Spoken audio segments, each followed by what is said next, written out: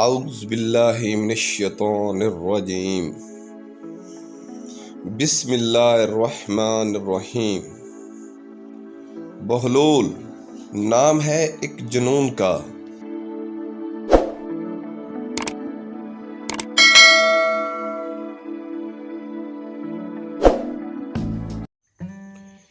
ایک دفعہ خلیفہ ہارون الرشید کے پاس ملک خراسان سے ایک فقیہ آیا اور خلیفہ ہارون الرشید بھی علم و ادب کا شوقین تھا اور بحث و مباحثہ کو بھی بہت زیادہ پسند کرتا تھا۔ فقیہ کے ساتھ علمی گفتگو کرنے لگا، مگر فقیہ یہ چاہتا تھا کہ اپنے علم کی داغ خلیفہ پر، بادشاہ پر بٹھا دے اور جو بھی بات ہوتی تو وہ خلیفہ کو لاجواب کر دیتا تھا کہ اتنے میں وہاں پر کہیں سے حضرت بہلول بھی آ گئے اور آ کر سلام بلا کر بغیر اجازت کے سلام بلاتے ہوئے اندر چلے آئے اور آ کر خلیفہ کے پاس بیٹھ گئے۔ یہ بات خلیفہ کو بھی قدرے ناگوار گزری، مگر وہ پھر بھی خاموش ہو گئے اور فقیہ یہ دیکھ کر حیران زدہ رہ گیا کہ کیسے عجیب بادشاہ ہیں کہ دیوانوں کو اور پاگلوں کو اور غریبوں کو بھی اپنے دروازے پر آنے کی اجازت دیتے ہیں۔ تو فقیہ نے جب تعریف کی حضرت بہلول کے سامنے خلیفے کی، تو اس وقت حضرت بہلول بولے کہ میاں آپ اتنا رعب نہ دکھائیں، آپ تو ابھی بہت کم علم ہیں اور باتیں آپ بہت بڑے بڑے عالموں والی کرتے ہیں۔ یہ سن کر فقیہ کو غصہ آیا اور وہ کہنے لگا کہ اے خلیفہ، کیسے بدتمیز لوگ ہیں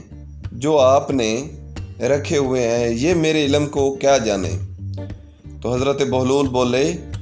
کہ اگر ایسی بات ہے، آپ کو اپنی کم علمی کا اعتراف نہیں ہے، آپ کو اپنے اوپر غرور ہے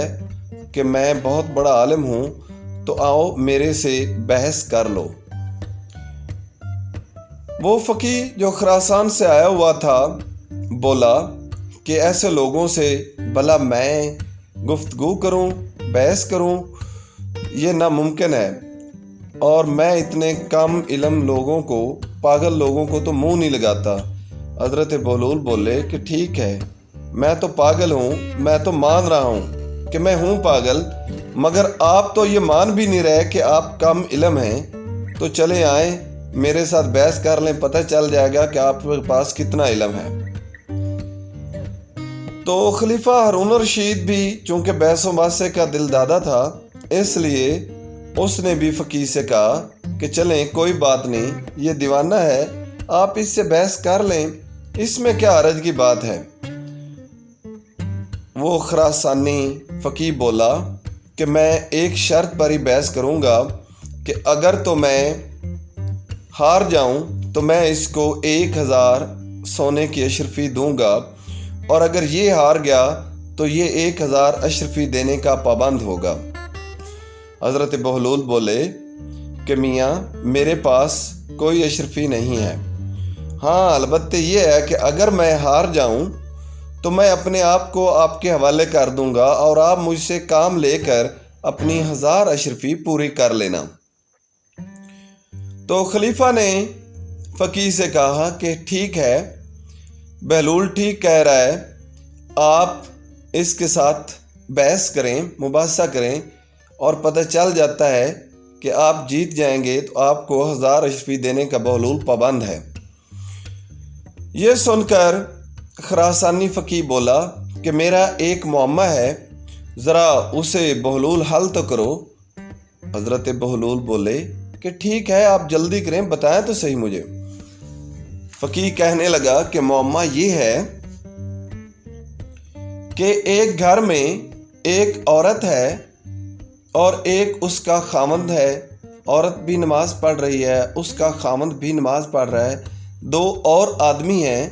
وہ بھی نماز پڑھ رہے ہیں، مگر باہر سے ایک آدمی دروازے میں داخل ہوتا ہے تو فوراً جو عورت ہے اس کا نکاح ٹوٹ جاتا ہے، اس کے شوہر پر جو اس کے پاس بیٹھا ہے اس پر وہ حرام ہو جاتی ہے، اور جو نمازیں پڑھ رہے ہیں ان کی نمازیں ختم ہو جاتی ہیں، ضائع ہو جاتی ہیں، اور پاس ایک روزہ دار بیٹھا ہے جس نے روزہ رکھا ہوا ہے، تو اس کا جو روزہ ہے وہ بھی مکروہ ہو جاتا ہے، وہ بھی ختم ہو جاتا ہے۔ تو یہ کیا ہے؟ حضرت بلول بغیر کچھ ٹائم ضائع کیے بولے کہ حضرت جو آدمی داخل ہوا ہے وہ اس کا پہلا شوہر ہے، اور وہ شوہر جو اس کا داخل ہوا ہے غائب ہو گیا تھا، مگر عورت نے حاکم وقت کی اجازت سے